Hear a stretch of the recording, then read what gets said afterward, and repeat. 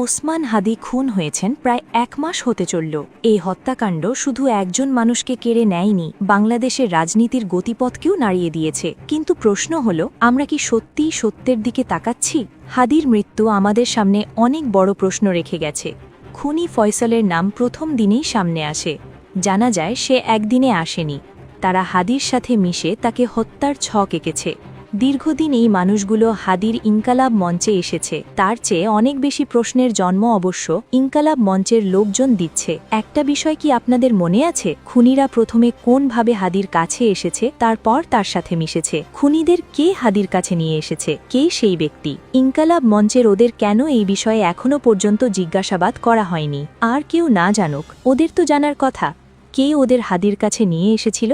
যেমন হাদির ছায়া সঙ্গী আবদুল্লাহ আল জাবেরের গতিবিধি বিশ্লেষণ করলে দেখা যায় তারা হাদির নির্বাচনী প্রচারণার প্রতিটি পদক্ষেপে তার সাথেই ছিলেন। হাদির ছায়া সঙ্গী হিসেবে যাদের আমরা দেখেছি তাদের কেউ কি জানত না ফয়সাল আসলে কে ফয়সালকে ইনকালাব মঞ্চের ওখানে এনেছিল? হাদির নির্বাচনী প্রচারণার প্রতিটি ধাপে কিছু মানুষ ছিলেন সার্বক্ষণিক উপস্থিত। তারা তার সঙ্গে চলেছেন, তার মিটিং মিছিল প্রোগ্রামে থেকেছেন। এই মানুষগুলোর তো জানার কথা ফয়সালকে কে এনেছিল, কোথা থেকে এসেছিল।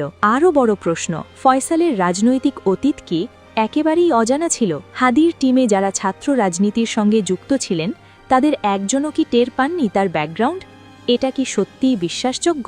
আরেকটি গুরুত্বপূর্ণ বিষয় আমরা ভুলে যাচ্ছি, খুনি দল একটানা উপস্থিত ছিল না। কিছুদিন আসে, তারপর হঠাৎ উধাও, এরপর ঠিক হত্যার সময় আবার ফিরে আসে। এটা কি নিছক কাকতালীয়? যে কোনো রাজনৈতিক হত্যাকাণ্ডে ভেতরের তথ্য ছাড়া কিছুই সম্ভব নয়।